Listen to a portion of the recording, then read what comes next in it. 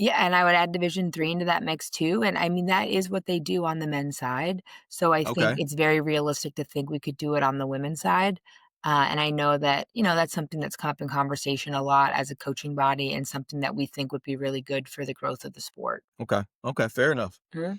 All right. So now let's get into a little bit of recruiting. Okay, Nothing is particular and specific, but in very general terms. okay. For St. Leo, Mhm. how do you find players? How do you find players? Yeah, a couple different ways. I mean, it's definitely nice when they come to camps. I think that's an easy way to see them, especially with Florida and having players who are from Florida locally and who are not. Like getting them to campus is big because if you wouldn't be making an offer to somebody who's never visited campus. I think that would be kind of be a crazy ask. So Okay. get on campus, demonstrate that interest, be in front of the coach's face. That's one.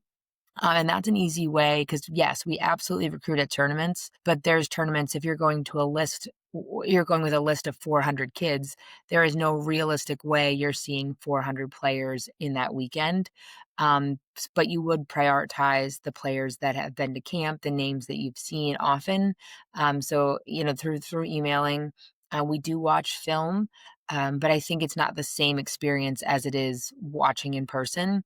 That's a big Okay. priority for us is the in-person evaluation, so Okay. getting on and if even not just a prospect day, there's a couple different events that have happened. I know Tampa does the Top in Tampa around the President's Cup, we've done that the past few years.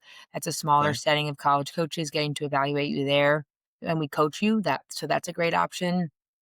We had the SSC Coaches ID Camp at the end of August, and that was another way for us to run some stations and work with you and see people who are very interested in being in Florida. Hmm. So those have all been ways that's how I saw a lot of my 25s and 26s were at those events. Okay. When the athletes come to these events and they're trying to stand out, Mhm. right? There's a bunch of girls there. They're all vying for your attention, and they're just trying to stand out. Who usually stands out, Coach? So the players who work really hard, if you're like Okay. yes, speed and height are 2 things that we can't coach. So if you're really fast or really tall, or honestly sometimes even really short, like those are things that Hmm. stand out because we're like, "Okay, that's a note worth noting."